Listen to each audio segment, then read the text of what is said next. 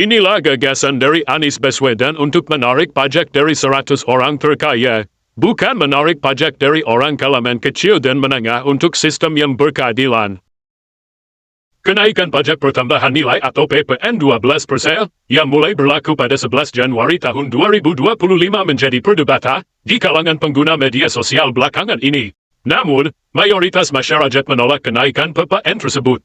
Di tengah permasalahan kenaikan PPN 12% itu, netizen menyoroti janji dari Anies Baswedan saat itu dirinya masih menjadi seorang calon presiden pada tahun 2024 lalu. Waktu itu, dirinya berjanji akan menarik pajak kepada 100 orang terkaya di Indonesia. Diketahui, Anies Baswedan berbicara saat dirinya berkampanye yakni pada acara Desap Anies di hadapan mahasiswa dan masyarakat.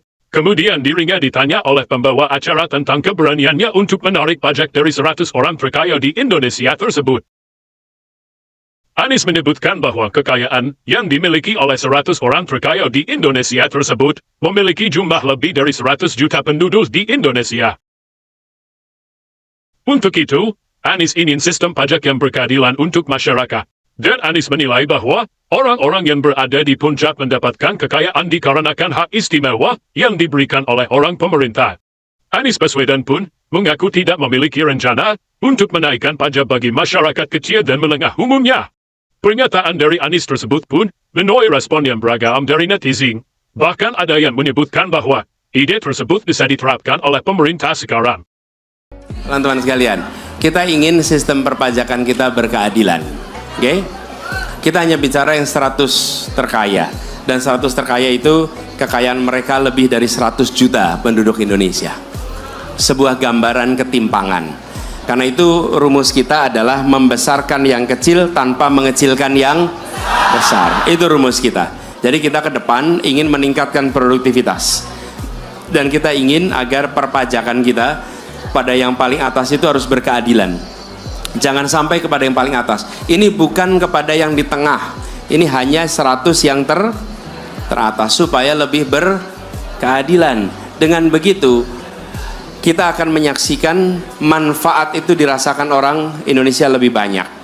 Kenapa? Hampir semua yang di puncak itu mendapatkan kekayaan sebesar itu akibat privilege yang diberikan oleh negara. Privilege, apakah itu pertambangan, apakah itu perkebunan, apapun itu datangnya dari negara. Ada satu dua yang memang lewat aktivitas pasar, pure perekonomian, tapi sebagian besar adalah mendapatkan kesempatan dari negara. Nah, faedahnya harus bisa dirasakan oleh orang banyak. Tapi kami tidak ada rencana untuk menaikkan pajak kepada masyarakat Indonesia secara umum. Tidak ada rencana menaikkan pajak. Oke? Jadi jangan sampai nanti dipikir, oh sebentar, perubahan itu artinya menaikkan pajak. Loh, kita justru ingin lebih efisien. Dan kami tidak ingin menyebut wajib pajak dengan istilah binatang. Bukan, ini orang-orang yang bekerja untuk kemajuan. Bagaimana pendapat kalian? Tolong tinggalkan komentar.